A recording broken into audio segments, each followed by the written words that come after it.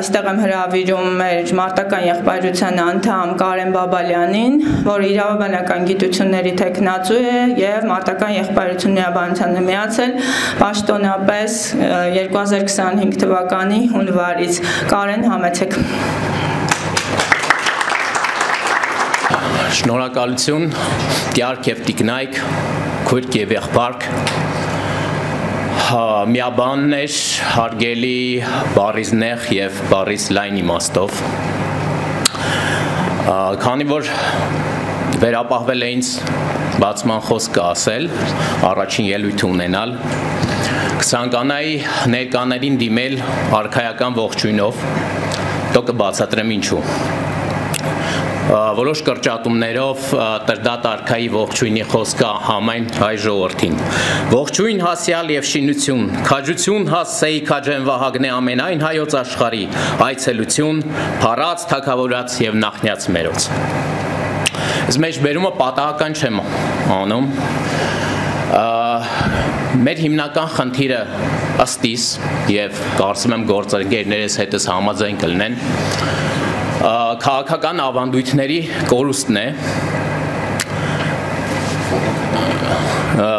կապը մեր նախնիների քաղաքական դասի հետ մենք կորցրել ենք երևի մոտավորապես 14-15-րդ դարում։ Այդ ավանդույթը շատ հզոր է եղել,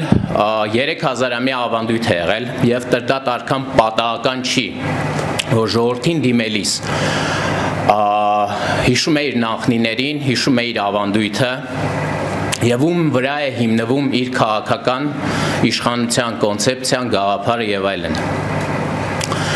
Այսինքն մեր նախնիները, իշխանները, թագավորները շատ լավ հասկանում էին, ինչ է ռազմաքաղաքական առաջնորդում։ Ինքնություն ստեղծել, այդ ինքնության վրա հիմնված մարդկանց համախմբել եւ առաջնորդել։ Այդ քաղաքական ավանդույթի կորուստն է, որ մենք հիմա պետքա վերականգնենք ըստիս եւ որն էր դրա բովանդակությունը։ Մեր նախնիները շատ լավ հասկանում էին, թե ոնց է աշխատում աշխարհը, այսինքն աշխարհակարգը հասկանում էին։ Աշխարհակարգը փոխվում էր, վերաձևվում էր, նորներ ստեղծվում, բայց նրա օրինաչափությունները մնում էին նույնը։ Եվ մեր վերնախավը, մեր քաղաքական դասը շատ լավ գիտեր այդ օրինաչափությունները, որի արդյունքում աշխարհագրական անհնարին դիրքում գտնվող հայքը, պետական ավանդույթը հայքի գոյատևեց 3000 տարի։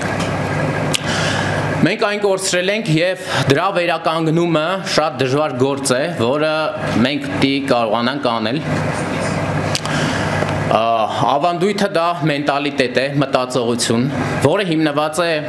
մի քանի շատ պարզ սկզբունքների վրա։ Դրա էությունն է ինքնություն կրողների կազմակերպումը, առաջնորդումը, պաշտպանությունը, ներքին շինության եւ արդարության ամրագրումը եւ արտաքին ուժերից եւ ճնշումներից պաշտպանությունը ամեն գնով։ Դիմադրություն, անընդհատ եւ անխոնջ քաղաքական եւ ռազմաքաղաքական պայքար, դրանց վրա հիմնված դիվանագիտություն։ Պարզ բաներ եմ ասում կարծես թե, բայց մենք տեսնում ենք, որ վերջին 400, 500, բայց ցավոք սրտի նաեւ 30 տարվա ընթացքում մենք այդ պարզ բաները, մեր քաղաքական դասը, մեր վերնախավը այդ պարզ բաները չի յուրացրել եւ այդ մտածողությունը չի կրում։ Իսկ մենք կանգնած ենք աշխարհի հերթական ապակայունացման փուլի առջև, այսինքն արդեն մտել ենք այդ փուլ, բայց աշխարհը արկավիճակը հին է, ինչպես հենց ինքը աշխարհը, արհեստական բանականությանը, տեխնոլոգիաներին չխափնվենք, օրինաչափությունները նույնն են։ Մենք ունենք 45 թվականից հետո կայունության փուլ երկբևեռ աշխարհ, որը սասանվեց 90-ականներին, այդ ապակայունության փուլում մենք հաջողությունների հասանք, բայց երևի թե չգիտակցելով դրանց կարևորությունը։ Արդյունքում վերջին 30 տարվա ընթացքում հայոց քաղաքական միտքը տատանվեց երկու տխրահռչակ սկզբունքների շուրջ, հանձնվելով մի բան փրկել կամ պայքարել հանուն օտարի ինչ-որ կրճոնների ակնկալիքով։ Հետ ամեն ինչի գագաթնակետներ նոյեմբերի 9-ը 2020 թվականի, որի հիմնական հետևանքները շեշտադրեմ, որ նոյեմբերի 9-ով հայ ժողովուրդը, հայ ազգը զրկվել է, հատկապես արցախյան հատվածը մեր ազգի, զրկվել է հիմնարար իրավունքից, այսինքն կյանքի իրավունքը բոլորս գիտենք ամենահիմնարար իրավունքն է, բայց նրա մեջ էլ ամենահիմնարարը ինքնապաշտպանության իրավունքն է, այսինքն բնածին, մարդուն բնորոշ, նույնիսկ կենդանական մակարդակում մարդուն բնորոշ ինքնապաշտպանվելու իրավունքը մերժվել է նոյեմբերի 9-ի համաձայնագրով։ Վերջի 5 տարիները այդ ամեն ինչի շարունակությունն են, բոլոր նարատիվները քաղաքական պատտվում են նորից այս երկու սկզբունքի շուրջ, լինի դա գործող իշխանությունը, թե երևացող հանդիմությունը, այդ երկու սկզբունքն են գերակայում, հանձնվել ինչ-որ բան փրկելու համար կամ պայքարել հանուն օտարշահի ինչ-որ ակնկալիքով։ Երևի հորիկ անքատեսումները տեղին չեն լինի, բայց բոլորս գիտակցում ենք աշխարհի այս փուլում, այս անկայունության, այս իրավիճակում գտնվելու պայմաններում քաղաքական այս մտածելակերպի կործանարար հետևանքները բոլորիս համար եւ մեր երկրի համար, մեր պետության համար։ Որն է ելքը եւ ոնց ենք մենք մարտական եղբայրությունս պատկերացնում ելքը։ Որն է մեթոդը մեր եւ որն է նպատակը։ Նպատակը մեծ հաշվով պետական ավանդույթների, մեր նախնիների ավանդույթների վերականգնումն է, պետության կազմակերպումը եւ ազգի առաջնորդումը։ Որոնք են մեթոդները։ Այս ավանդույթը կրողների հասկանալու ունակների միավորումը, ժողովրդի մեջ դիմադրության բնազդների եւ հակումների վերականգնումը, որտեղ մենք դրանք կորցրել ենք, մեզ 5-րդ տարին է արդեն այդ բնազդների եւ հակումների կորուստ ենք հարուզում եւ հասարակությունը ցավոք սրտի տրվում է դրանց։ Մենք պետք է պատրաստ լինենք եւ մեր նպատակն է երկարաժամկետ պայքարը, ռազմավարական պայքարը եւ մոտեցումը հարցին, այսինքն մենք չենք փորձելու ինչ-որ բան անհաջողության մատնվենք եւ ասենք վայ չստացվեց։ Մենք մեծ եւ երկար նպատակներ ենք դնում երկարաժամկետ եւ փորձելու ենք դրանք իրակի կատարածել ցանկացած գնով։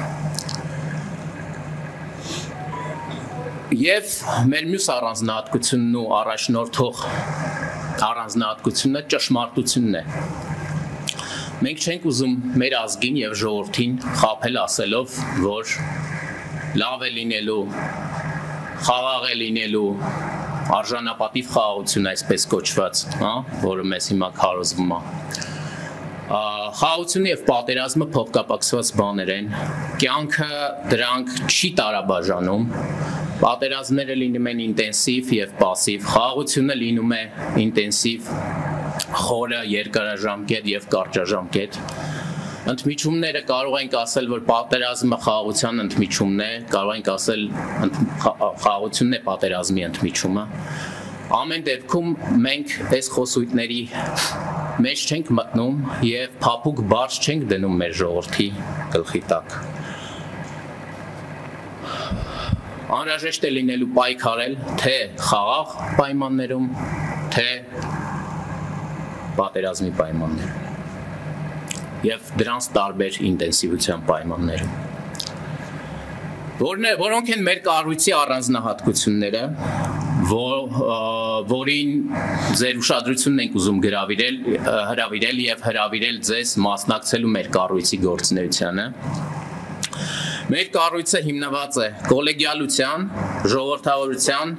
անձնական որակների և ներդրումների ինտեգրման, խորհրդականության և ասպարեզների լայն դաշտում մարդկային հնարավորությունների առավելագույնս օգտագործման սկզբունքների վրա։ Ինչ է դա նշանակում։ Դա նշանակում է, որ մարդիկ, որոնք միանան մեզ և մասնակցեն մեր գործունեությանը, կաշկանդված չեն լինելու մի անձնյա որոշումների ընդունման ինչ-որ մտածմունքներով, ռեալիզացված չլինելու ինչ-որ մտածմունքներով, անիմաստ ժամանակ ծախսելու, ներդրում անելու և ռեալիզացված իրագործման զգացում չունենալու զգացումով մեր կառույցը բաց է բոլորի համար և մենք բոլորիդ կոչ ենք անում և հրավիրում ենք միանալ մեր պայքարին։ Խոսքս ավարտեմ ևս Տրդատ արքայի խոսքերով. ողջ լերուկ և իշխինություն բնակեշջիկ Ամենեքյան։ Շնորհակալություն։